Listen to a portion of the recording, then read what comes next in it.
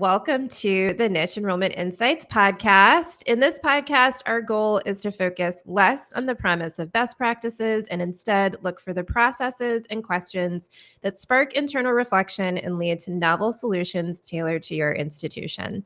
I'm Angela Brown, the manager of B2B brand strategy at Niche, and my guest today is Justin Deering. Justin has been telling stories since he walked into his first media technology class as a junior in high school.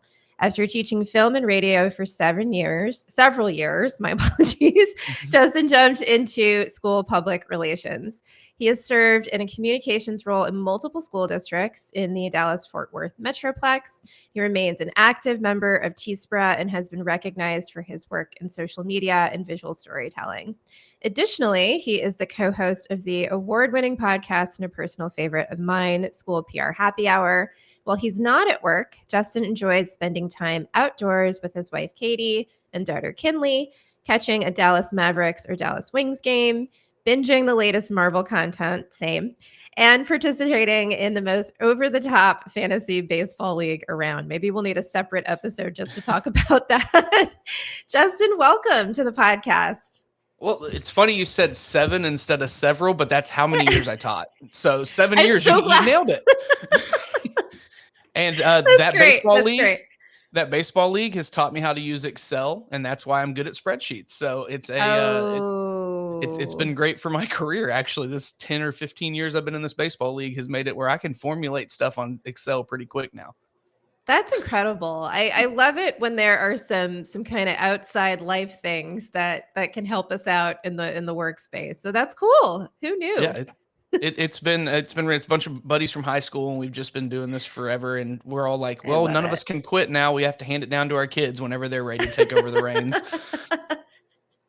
It will continue forever. I love it. Yeah. I love it. Never ending. So this is our third annual resolutions episode. For folks who have been listening to us on the K-12 side for a while, you know that in January of every year, I like to bring in an expert from the K-12 space to talk through their own observations about things that schools and districts could start doing, stop doing, think about coming into the new year. And so we're going to dig into resolutions for school PR. But first, we're going to do our questions that we ask every guest, because these are always fun. And I love to hear how people respond to these. So our first one is, what is something you tried that didn't work, and what did you learn? So this one was tough. This question was a little hard because I was trying to think like personally, but also professionally. Mm-hmm. So I had a superintendent that retired while I worked there, and he was like, hey, once I'm done, we're going to go shred some mountains together. We're going to get on a mountain bike and we're going to go mountain biking. And I'm going to show you. I had no clue he was a competitive mountain biker. Like he was award winning. So he gave me a bike. He said, hey, take this bike, learn how to ride it, buy you a helmet. So I bought an expensive helmet. I've had that helmet for 4 years, and I've had that bike for 4 years, and I've never once rode on a single mountain.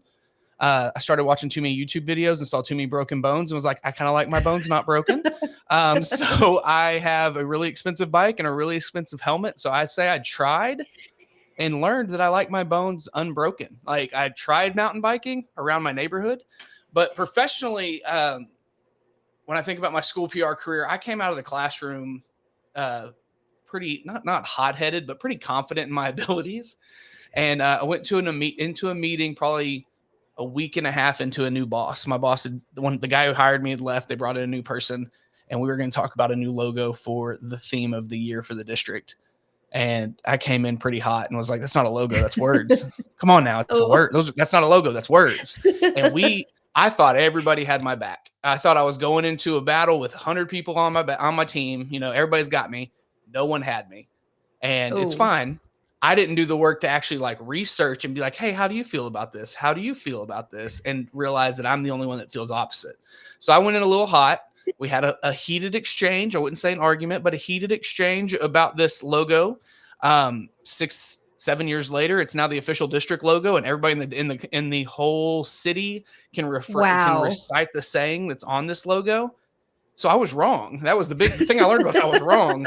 But I also learned like maybe slow down a little bit. And it checked me a little bit in early career when, I'd won a couple of awards as a teacher. I came out, was creating videos that the district hadn't seen before, like some upping the quality, and then going into something I didn't really know a lot about. I hadn't learned a lot about branding yet, and came in hot and was like, this isn't a logo. These are words. And they're like, nope, it's a logo and we're using it, and it's stuck and it's on billboards right outside of the neighborhood I live in now. So I see it every day. But yeah, that I learned maybe check myself and stay in my lane a little bit, but also it gave me the motivation to learn new things, to get outside of my lane so that I could have those educated conversations about those moments and those things that I didn't know a lot about. That's awesome. And it's something I can definitely relate to when I think back to my transition from being in the corporate world to being in-house at a school. And I did something very similar where I came in too hot. I had all of these ideas about things that I was going to fix, as a corporate marketer.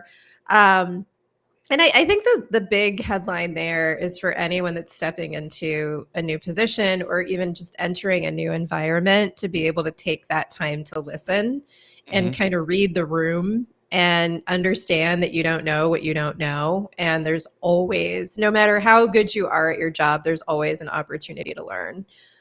So I think that's a cool lesson that probably tracks for a lot of people. I mean, I think there's this culture of work right now that you got to hit the ground running and you got to make a name for yourself immediately. So if you're in a new position, you better come with a hot idea so everybody looks and goes, whoa, who's the new guy? Who's the new girl? And maybe that's not, you want that to happen for you, but maybe that's not the approach to take coming in. And I openly admit, I'm friends with my boss still and have lunch with me. He goes, remember that time you argued with me about a pencil? And I said, yes, I do remember the time I argued with you about a pencil.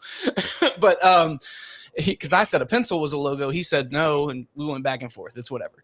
But I think that that culture of, hey, hit the ground running, make a name for yourself immediately, that works in some industries. I don't think it works in school PR because you don't know what you don't know.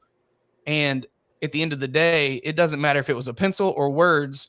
If it brought attention to the district and helped do what's best for kids, it doesn't matter what it said. Yeah. That's a great insight there. And I think that there's something to think about too when you ladder up to like what is it that we're trying to do? Who are we actually here for? And to your point, you're trying to serve the kids, and that's what it's all about. It's not necessarily making a name for yourself or raising your own profile. Everybody's trying to kind of march in the same direction for the same goal, and that's important to keep in mind as well. Absolutely. So our next pre-resolution question is, what practices do you use to brainstorm and bring new ideas into your work? So I like to tell people that I have a master's degree from YouTube University. And it's a master's in borrowing other people's ideas. So I'll go to YouTube and I'll watch some of the creators that I like to follow.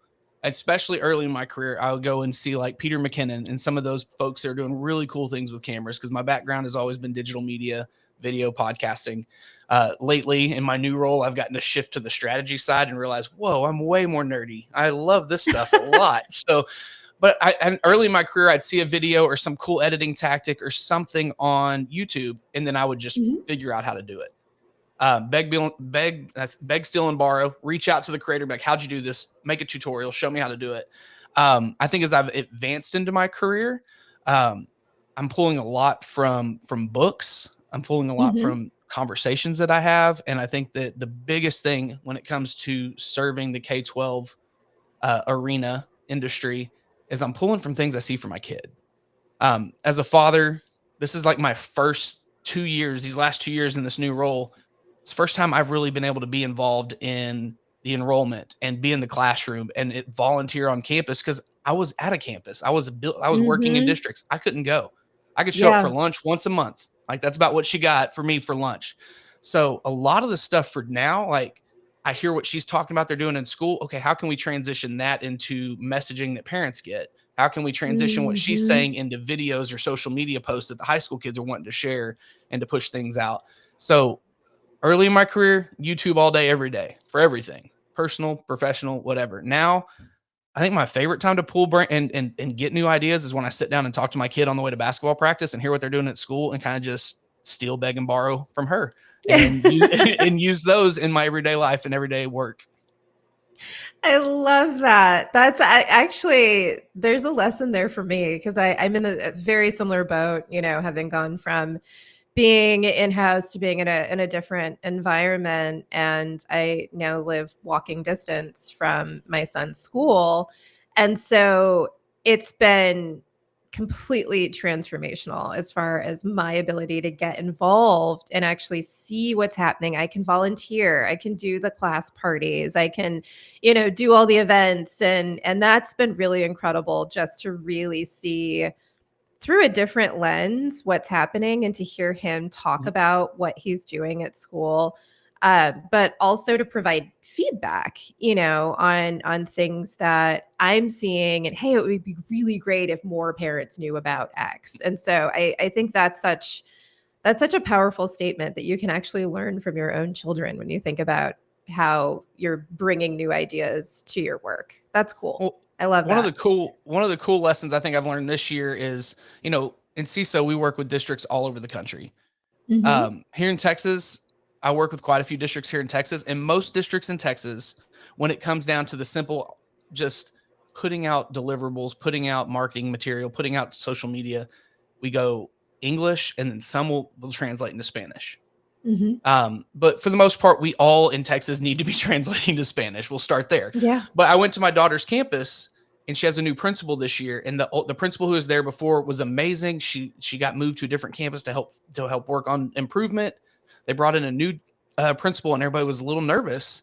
Well, there's like 15 languages spoke on my daughter's campus by herself, not just English and Spanish. There's 13 other ones. And they changed the motto to "We are Vitoski," and "We are family." And he printed that in all 15 languages. So every kid and family in that school that spoke, they saw their motto, "We are Vitoski, we are family," in their language on a shirt that was worn to school. And he rotates through every one of them and wears every one of them. And the teachers can buy, like Kinley came home, she goes, "My best friend speaks German. Can I buy the German shirt?" Absolutely, go for it. So that made me think professionally, just because we may have 50 to 80% English speakers, 20% or 10 to 20% Spanish, there's still a group of people that we're not communicating with. Yes. And we have to be real intentional about, okay, there is a population that does speak German here in our area.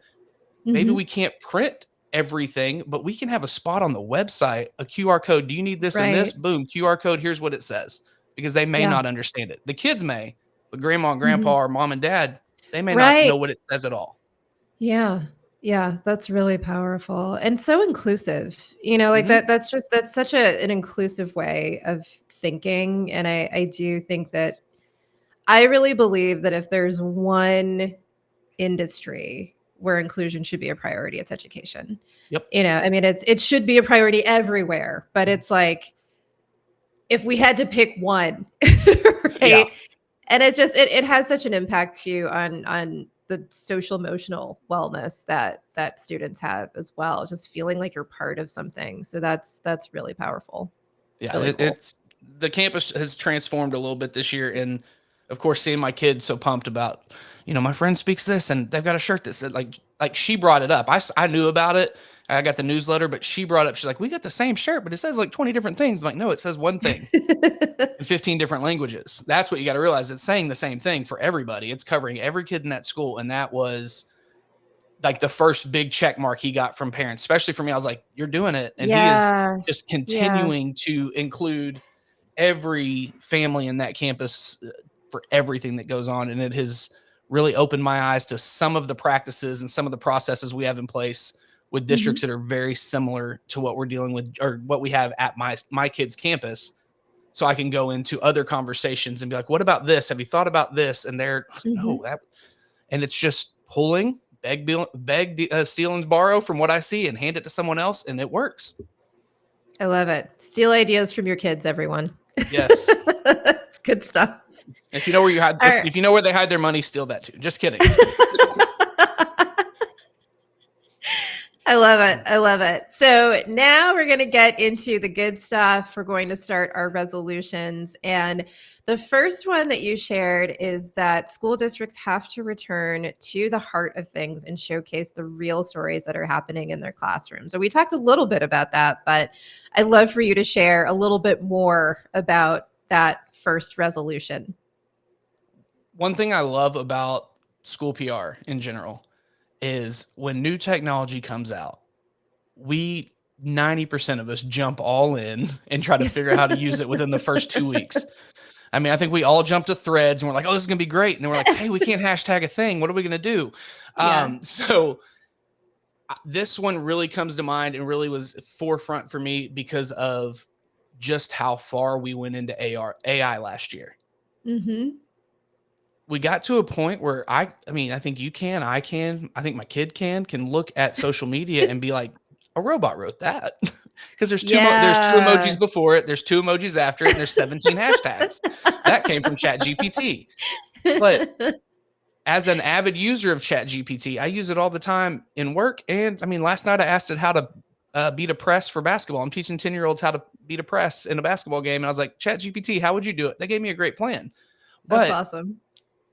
There's almost like a fatigue going on that in just the marketplace, people don't, even less than they were before, don't trust the messaging because did a human write it? Is this human interaction or is this act as a marketing executive, give me 15 tweets about open enrollment starting on March 1st? That's the prompt. We know it. People can spot fake content from a mile away. So I think that this year, while still using that responsibly, districts are really going to have to get back to the basics of putting someone's face on a camera and having them talk, taking a picture of them and grabbing a quote, talking to a parent about the experience their kids have, talking to a kid about the experience they have. That'll help to start rebuild trust and show authentic, true engagement and conversations about the great things that are happening there. And then just also, I think the biggest thing is going back into those classrooms and aiming the cameras back at the teachers. Teachers were heroes and then they weren't. And now they're tired. Yeah. Plain and simple. Yeah. They were heroes, then they weren't. Now they're tired. So if we can go in and showcase the great things that they're doing and make them feel proud of the work and have other people, because you know how it works. We put these videos out, these stories out, these messages out, and our loyals read them. And then they see that teacher at the grocery store and they say, I saw the video that you're doing such a great job. That probably hadn't happened for every teacher in a while because A, districts are a little nervous to put stuff out because they don't want to get the negative response. And B, teachers are tired and they just need to hear it. And they probably haven't because they've been kind of sheltering into their room a little bit. So I think the biggest thing in this one is just, it's time to get back to the heart of the matter of teachers and kids. Yes, AI has a place in school PR. I don't know that it has a place of writing your entire communications plan. I think your communications plan has to start from the heart. Yes. I like that response. Yes. The answer is no. Please. Yes. Yeah. But I mean, there's obviously, AI out there that can help you edit videos. It can create beautiful images. But again, we're getting to where we can spot those images created by Midjourney. It's pretty easy to be that's not a real one. Where's a picture of a real kid in your class learning? Like, give me some of that. And sometimes you can't go get that. I get it. And sometimes you got to jump on and be like, here's your prompt. I need a kid that has a shirt on that says my district's name, whatever that looks like. So I just think that it's time to share the heart again while incorporating the AI stuff where you can, but really returning back to teachers and students and showing the greatness there. I think there are a lot of really great things that you've hit on. And what I think is really important to think about when it comes to the use of AI, and I just wrote a blog post about this that will be going live on the blog soon. It's exciting still, and there's a lot of experimentation happening, which I absolutely encourage. I don't think it's going anywhere. I think that the pace of advancement is only going to accelerate, but we can't take our feet off the gas, right? There's still very much a need for human strategy, humanity in content. AI it's nothing without the humans that power it, right? It's Right. just a tool. So it's not a way, it's not a shortcut necessarily. It's not a workaround for the things that make compelling content compelling. And so I think that's a really good takeaway for people who are diving in and really excited about it. You don't want to over index on it to the degree that it loses its substance and it loses its impact. I saw somebody talk about this probably on YouTube. And they're like, but you can make the robots sound more human. And he typed in a prompt and it wrote a paragraph to like a note home. And then he simply wrote add empathy, and it pushed out it still was not a human empathy. It was not human emotion at all. It changed the severity of some of the words. And we read that and watched that in a team meeting, because as soon as ChatGPT blew up, we were like, okay, we got to be ahead of this, because a lot of people thought, oh, this is going to take all of our jobs. It's not just CISO, but just in general. I believe AI is never going to take my job. Someone who knows how to use it properly possibly could, but AI is not going to take my job, because as a storyteller, a computer can't put out a story about a kid that excels at band, but also this like fundraising for a marathon. That's not something that a computer's ever going to know, or the AI is ever going to know. So I think that just having those heart stories, and especially about your teachers right now, because they need it. Yeah, you're never going to get compassion, and you're never going to get emotion and true feelings from a prompt you type into a website that can spit it out in 10 seconds. Yeah, I love that. Put that on a coffee mug or a bumper sticker, guys. That's a good one. So our second resolution is that district communications and HR teams have to go all in on LinkedIn in 2024. And I'd love to hear more about this. For anyone who's connected with me on LinkedIn, you know that's my love language. That is my end all be all of social platforms. It's my favorite. I'm on it every day. There is a tab that is open at all times. That's LinkedIn open. But I would love to hear more about your perspective on how school districts can use this for recruitment. So I think it's twofold. I think the first one's pretty obvious. Your teachers are looking for another job. I mean, 2 years ago, 2 years ago, the number was 55% of teachers were thinking about leaving. And I'm willing to bet in the last 2 years, it hasn't gotten easier. Yeah. I'm willing to bet that number is probably increased. So as a communications team and as an HR team, going all in on LinkedIn looks like sharing those heartfelt stories about the greatness of your teachers. Your audience over there is different. Your audience is people within your district that might be looking for other jobs, or people in other districts who may be like, man, my district doesn't love teachers. Oh, but XYZ ISD is sharing all of these things about how great their teachers are and their starting salary and marketing, recruitment marketing right there on LinkedIn. And there are districts all over the country, I think, that do this amazing. Yeah. So it's not like there's nobody doing it. You can find somebody who's doing it real good and follow them and see how they're doing it and mimic what they're doing. But I think in a time where I would be shocked if there wasn't a majority of districts, they're like, man, we need teachers. We're short. I think that's I think that's obvious. Yeah. Why would you not be on the biggest professional social media network, marketing yourself in a certain way that makes it attractive for your prospective employees to want to come to your district, and building a culture of acceptance, promotion, greatness, inclusive, those kind of things. And I think that's where in this year, 2024, you gotta have a presence first off, because some districts don't even have their name claimed. I've worked in 2 districts that some random person owned our name. Yes. Yeah. And build up that storytelling there. But you've got to know the audience over there is different than mom and pop and grandma and grandpa that are on Facebook wanting to see their kid reading a book in the 3rd grade class. Yes. I that last point I can't emphasize enough, because I have seen Sorry, I just drilled my mic with my coffee cup. That's okay. People watching the video, they'll see it. It's all right. That's all right. It's authenticity, right? We are bringing our real selves to this recording.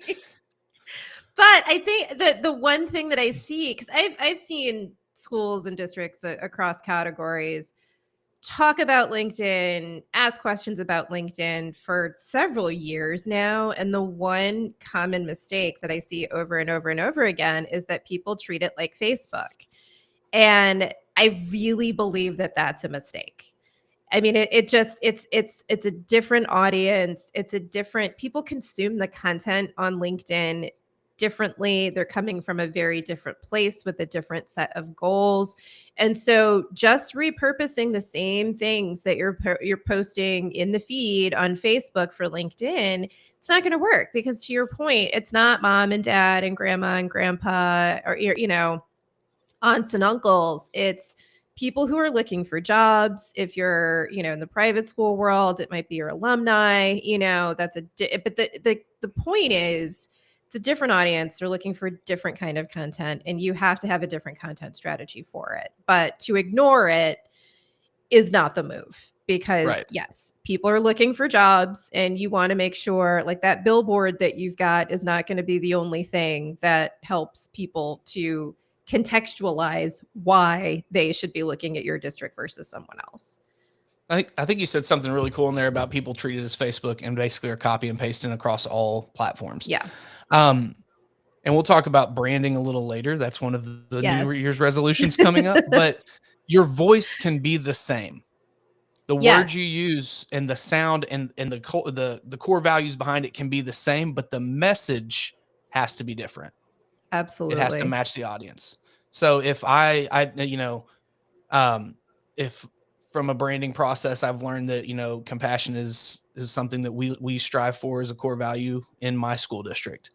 There's a way to tell a story about a student doing greatness on Facebook with a voice of compassion, just like there is a opportunity to recruit new teachers, high quality teachers to your district with a voice of compassion and a marketing style message. And that's the easiest thing is, yes, everybody says, oh, well, it's got to be the same on everything. I've got to sound the same. No, your voice has to sound the same. The words physically do not need to or have to be the same. Exactly. That's a really good point. I think the other half of, and you brought up private schools, the other fold of LinkedIn is, again, it's a different audience. And in times where budgets across the country are being slashed for education and education is not fully supported, LinkedIn is a great opportunity for districts to tell their story and build a fan base on LinkedIn of potential donors and partners that could come in and sponsor things at a football stadium or sponsor the library or buy naming rights. Because if you lead a district or a private school that people want to be affiliated with, there are marketing dollars and sponsorship dollars out there that can help with the budget deficit. We, in my previous district, we were lucky to be a nationwide powerhouse in football. You saw our logo, you know who we were. It didn't matter if you were in Washington State, Washington, D.C., Florida, you knew that logo was pretty big because we had won some national championships. We ran an advertising program out of the communications department that roughly $300,000 to $500,000 a year of income for the district. Wow. And guess what our budget was? Covered. Probably is what it was. Not. Our budget I was going to say less than $500,000. Yeah. So we basically created a program, and I had nothing to do with it. I am not taking any credit for this. It was my boss and our marketing person. Julie, they're brilliant. But they brought in, it's a lot easier when you go and ask for a cool marketing tool that you want to use, or a printer, a magazine you want to send to every house in the district, when you can say, yeah, it's going to cost $40, but here's the $500 we made. We got it. We covered it. So I think that sharing those stories and building a fan base and a culture that people want to support on LinkedIn is a great way to expand your marketing and your sponsorships to bring in additional revenue for a district. That's awesome. That's a great takeaway, because I don't think that people think about that at all. Actually, like, in the conversations that I've seen and been a part of around this particular channel, I haven't really heard that. And so that's a good kind of sleeper, strategy that I think the districts can definitely benefit from. And so our next resolution, and I can't decide if this is my favorite or if the last one is my favorite. I love them both. But as a parent and also someone who has spent the last 10 years thinking about all things enrollment, your resolution number 3 is it's time to simplify every process from enrollment to employment, everything in caps. Tell me Yes, more about everything was in caps. Yes. that. So one of the most frequently asked services that people come to CISO looking for is enrollment marketing. And the why is we need more kids. Why? Because kids equal funding, funding equals money, and it's easier to run Yep. your district. But when the first thing we'll do is say, all right, can you give us a dummy account to register for your to go ahead and enroll in your school? Sure, here you go. It's like you have to have proof of residency, an electric bill, blood sample, and Right. a me and 23 or 23 and me or whatever it is DNA test to get into the school.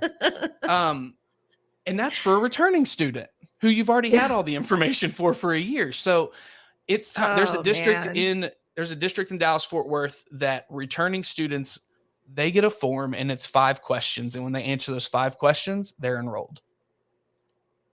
Plain and simple. Love Did that. your address change? No. Did you, what other, I don't even know what the questions are. We're still trying to find an example so we can be like, I just know it's out there. There's 5 questions. But, with recruitment, with student recruitment, with employee recruitment, the technology exists that I can upload my resume. And when I hit start application, it auto populates everything. Not a lot of Mhm. school districts are using that. Some are. I'm not saying everybody's bad at this, but I just know the first time I've been able to be a part of the process with my kid, because I was too busy enrolling everyone else's kid when I worked in the district, I got to enroll my kid this year, and I was like, this is terrible. There's Mhm. no wonder when open enrollment starts, you get 1,000 applications and only about 85 to 90 of them finish, because Yeah. it's a 45-minute process, and there's not a ton of people in our current world that have 45 minutes to sit down and do No. this. And then it just No. top of mind gone. It's gone. So I think it's time to really take a wide angle view of your enrollment and your recruiting and application process and see how can we just make this easier? Like, how can we make this not so cumbersome? And how can we make it, maybe they can figure it out in 10 minutes, fill it out in 10 minutes and be done? Yeah, we may not get everything we need at that time. We may not get every bit of information, but we got them enrolled and we can follow up with them and get the other Absolutely. information we need. Because the big thing is, a lot of times when we're seeing this in a lot of districts, open enrollment may start in March. And if you enroll and you're accepted and you find out March 15th you're accepted, some districts you're not hearing from them again till, hey, school starts next week, like August. Yes. So once Yes. if you can't get every bit of information you need in March, but you can get them enrolled, and then you can follow up next month. Hey, school's coming. Here's your school. This, and just like a drip campaign type style where you're constantly hearing from them because you've let them into the family in March, but you haven't invited them to a dinner till August. Mhm.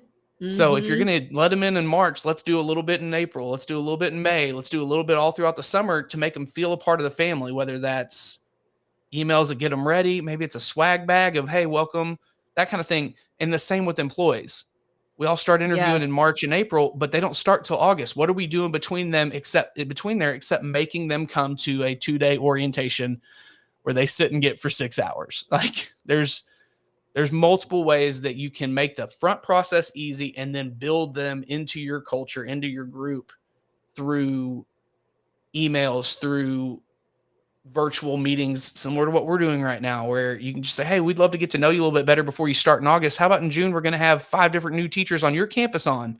So you can sit down and talk to some new teachers that don't know anybody. So on your first day of in service, you got 5 friends. It's That makes you feel incredible. like you're a part of a group, right? That makes you feel like I'm not walking in blind on day one. I don't know anybody. I've had an opportunity to not only meet my team and plan with them all summer, but also meet 5 random first years that are going to be there. So I just Yeah. think making the process easier and making it a long ride to the first day is important. I love that so much because I refer to that gap between enrollment and, the first day of school or first week of school, or between when you get hired and when you have your onboarding, as a communication black hole. And that is something that so many schools and districts fall into, where it's like, we make a big deal out of like, you're accepted or great, you're enrolled, and then nothing happens. And if you're on the other side, you're almost wondering if something's wrong because no one's communicating with you. It's like if you RSVP for an event and you hear nothing until right before, it's like, did my RSVP go through? I'm missing the logistics. You start questioning and second guessing.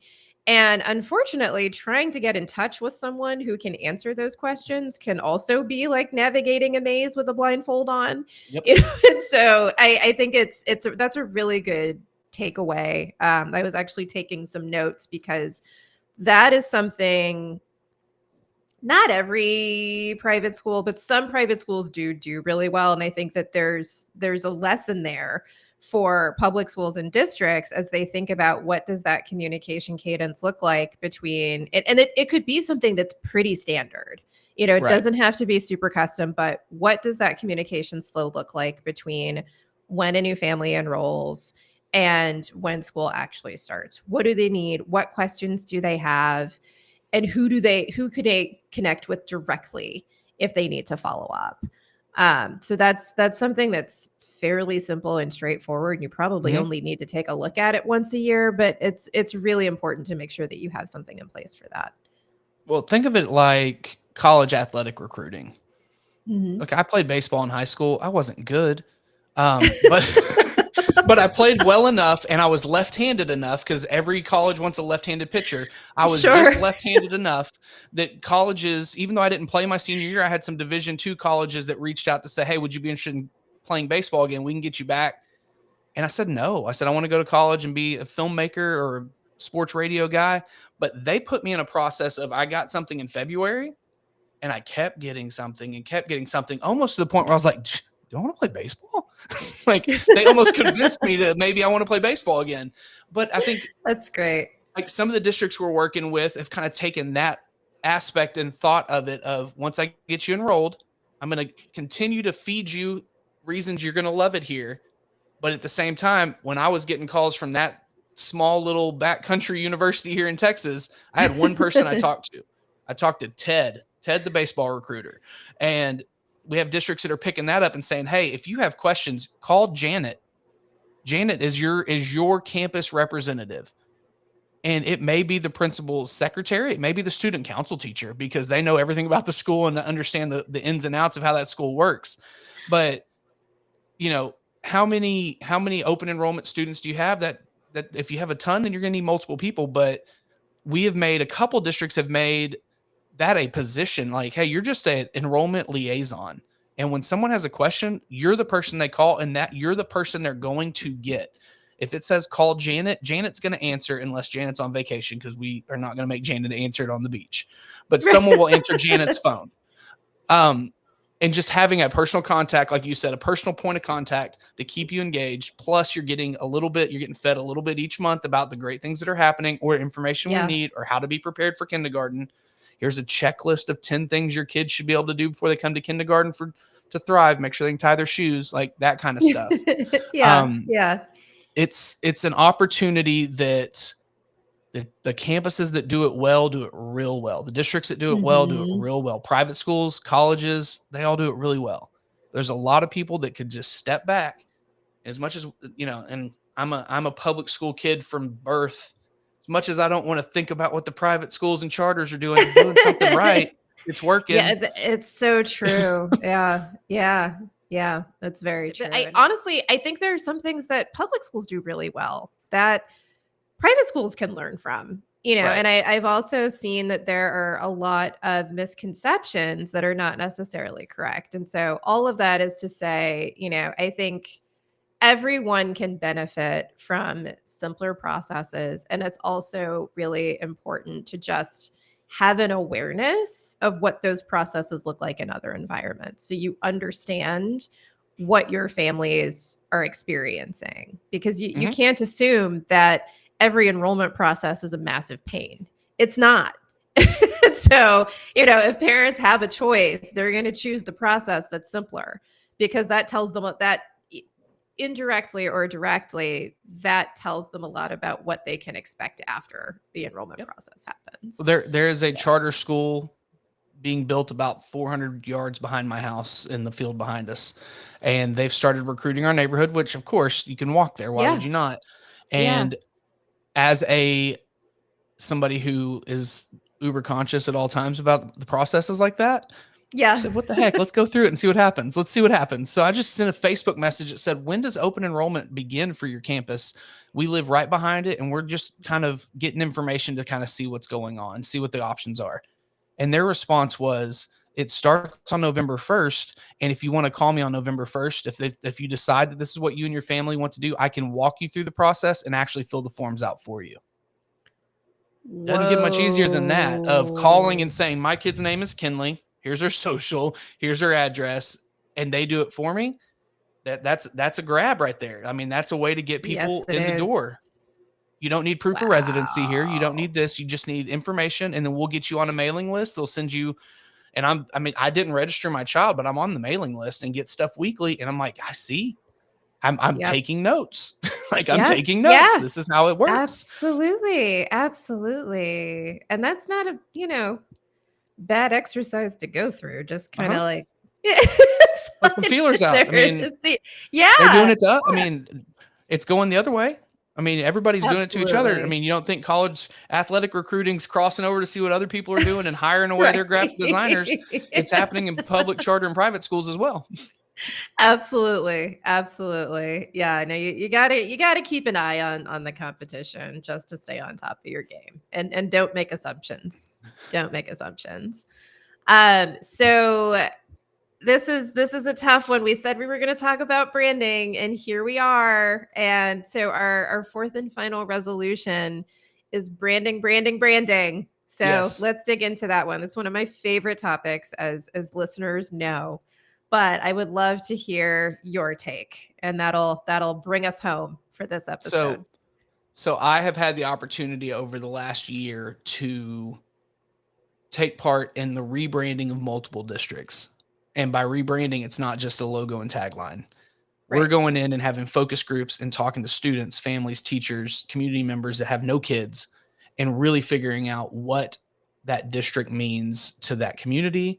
What are the core values of that district? And then we're taking time in our process to identify that archetype. And archetypes, we could have a whole nother hour conversation about archetypes. We won't. But identifying that archetype identifies your core value, can open your core values and your voice tone and what you sound like in the marketplace. And unfortunately, gone are the days of a kid lives in my district, they show up at my house or at my campus. Everything is a competitive marketplace. And honestly, some schools aren't for every kid. Right. There's schools that they're not for every kid. And it's only fair to understand your brand and put that out into the marketplace so that a parent and a kid can identify, it's not really my style, but this is. But at the same time, you're able to put it out in the marketplace and be true to who you are. Right. So as a creator, Apple's archetype is literally creator. They are creators, and they appeal to me because of innovation and constantly pushing the edge of doing something new. So if your campus identifies as an advocate, and maybe we have districts that we work with. When Uvalde happened, the tragedy in Uvalde here in Texas happened, we had 5 or 6 districts that we assisted with their letter to their community. And one district led with, this is unacceptable, it has to change. The district right next to it led with empathy, and we're feeling for the families. And both of them said very similar messages. But this district stood on their brand, and this district stood on their brand. And they're two very different brands, but they both are, it's their brand that lead them to do what's right for kids. And I think it's important for districts, campuses, and all the way down to teachers to understand their brand, to understand who they are, And when they show up in the marketplace, they show up true to that, so that A, everybody knows who you are, and it's a lot easier to tell your messages. B, again, schools aren't that every school isn't for every kid. And maybe I've got a fine arts kid and maybe she's not into the innovative stuff. Maybe she just wants to, be classically trained in theater.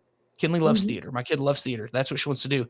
So going to a STEM school may not be what she needs to do. But if all I see is register by August 1st and I don't know anything else, it's kind of a disservice to your families in a sense that you're not putting out your true self for them to make a decision. Because again, kids are not just going to show up because they live in your boundaries anymore. That's great. And I'm a big nerd about this stuff now. I love it. Like I'm with you. I'm so with you. I actually, branding is probably, if not my favorite thing, it's in the top 3 because brand strategy is in my title. It's right. part, you can't do anything else without it. You really can't, and not effectively. And I think that's a real challenge, not just for K-12 institutions, but we see it in higher ed too, even though they have bigger budgets and larger departments. It's still something that's a struggle. We see it in the corporate world, and right. it's if you're trying to communicate a message, recruit families, hire teachers, raise money for anything that you might be trying to do, you're flying blind if that's not grounded in a strong brand. It's really, really tough. And it's become such a competitive marketplace. To your point, you have to stand out, and you don't just have to stand out among other schools of your type. You have to think about the charters. You have to think about the small Catholic schools. You have to think about the independent schools. You have to think about all the different types of schools, that online schools, like there's so many options for families. And if you don't have a strong brand to lean on in your messaging, it's going to be really hard for you. It's only going to get harder. I agree. So, and if someone were to ask you, if someone were to ask you, we're sitting in a meeting and someone would say, okay, tell me about District ABC. Who are you? The people watching the video see me putting my hands up going, I don't know, because we have been in situations with districts where that we've asked, hey, who are you? What's special? And they don't have an answer. That means that most of their messaging currently is let's throw all this spaghetti on the wall and figure out which noodles are done. Yeah. Whichever noodles stick, that's where we land. And and instead we can really go through there is a branding process where you can go through with focus groups, conversations, and answers, and then have someone analyze it. And we use the archetype book at CISO. And I mentioned one time, I'm super interested in this stuff. And the book showed up 2 days later from Amazon. My boss bought it for me. He goes, read it and I'll get you in. And we started doing them for some of the districts I work with. And I've come out of them like, this is all I want to do. Like, I just want to help people realize who they are, because just in that one district, by changing the big issue there was the hardest thing we had to come up with was what they meant by tradition. Cause they kept saying we follow our traditions. Well, are traditions good or bad? Cause it depends on who you are. Right. And it's a fast growth district with everybody moving in. Everybody moving in doesn't know your traditions. Are we traditional? Are we into traditions? Are we into setting traditions? And that was a knockdown drag out over there, but we got it figured out. And once we changed that and taught them their new message and their new thought process, their messaging from the teachers, the students, students are talking it, made for greatness is their statement now. And we have in this district, we're made for greatness. And once you have it aligned and understood and taught, it can change the entire identity of your district. And it's not just changing the logo, because we've had some people are like, oh, you change our logo. Great. Who are you? Oh, we don't know. Right. Okay, well, we got a lot of work to do before we hire a graphic designer for that one, my friend. We got to do some talking. That's so true. And that's actually something I found myself saying a lot too, is if you start hearing people outside the communications office articulating the messaging, then you've got it. When you're hearing it from students, you're hearing it from parents, you're hearing it from your volunteers, then you're on to something. And there's that saying too, of like, when you're sick of it, that's when people are finally starting to internalize it. And it's very true, because I've heard that too from people who aren't connected to the process, or they just aren't living in the branding world. They're like, oh, do we have to keep saying that? Yes, you do. Yes, you do. Because the You have to fact that keep you're using rolling those your same eyes and colors. saying it, we got to use the same colors. You got to get your fonts right, keep it tight. You've got to use the same messaging. And there's just so much power in doing that work. You know, it's labor intensive and resource intensive, but the payoff is just huge. It's just huge. Not to full circle it back to the very first question, but that district I worked in, where I came in hot, that is now using that logo and brand and saying slogan to this day. You can walk through the streets of Mansfield, Texas, and you'll say, what do you know about the district? And someone will respond and say, Mansfield ISD is a great place to live, learn, and teach. And again, 8 years later, I'm tired of hearing it. I didn't like it when it started, but I was wrong, and it stuck, and it's been a great brand for them for the last 8 years, to where people understand it's a great place to live. We're going to come here and have a good time, and there's going to be great schools. We're going to learn, and we're going to live, learn, and teach. And they use it to recruit students, teachers, and just to get people to Mansfield through a partnership with the city of making Mansfield more fun and more entertaining and more family oriented with stuff to do. And I mean, I can remember that day of having that conversation, being like, this is not a logo or a brand. These are just words. And then I didn't have the wide angle view of here's how we're going to live out those words. And now 8 years later, it's everywhere, and it's not going anywhere. It's a brand now. It is their brand. It has turned into their brand. I love it. And I love a full circle moment, because that makes it easy to wrap up the podcast episode. So here we are with my full circle arms. That was such a fun conversation. And I feel like each resolution could be its own episode. So, you know, maybe we'll figure that out another time. No, it means they're good. It means they're really solid resolutions. And I know that people are going to want to hear more about you and your work at CISO. So if people want to connect with you after hearing the episode, where should they go? So I am on all major platforms as Dearing, DEARING 22. I will say that I am not as active on Twitter/X anymore, but I am being present there for school PR work. If that's where you're at and you reach out, I still get notifications. I'm just not posting as much about Kinley's basketball team or what books I'm reading over there. I'm pretty active on Threads now. I'm trying to learn a new one. LinkedIn, it's Justin Dearing. Facebook, Justin Dearing. And then easiest way is email, justin.dearing@theciso. That's THECESO.com. And anybody who wants to talk about any of these four, feel free to reach out. And if you want to talk about branding, be prepared to have a very long conversation, because, like I said, I nerd out about this stuff now. So it's been fun learning it. I love it. I love it. Thank you so much for joining us, Justin. It's been a great conversation. And everybody, we will see you at the next one.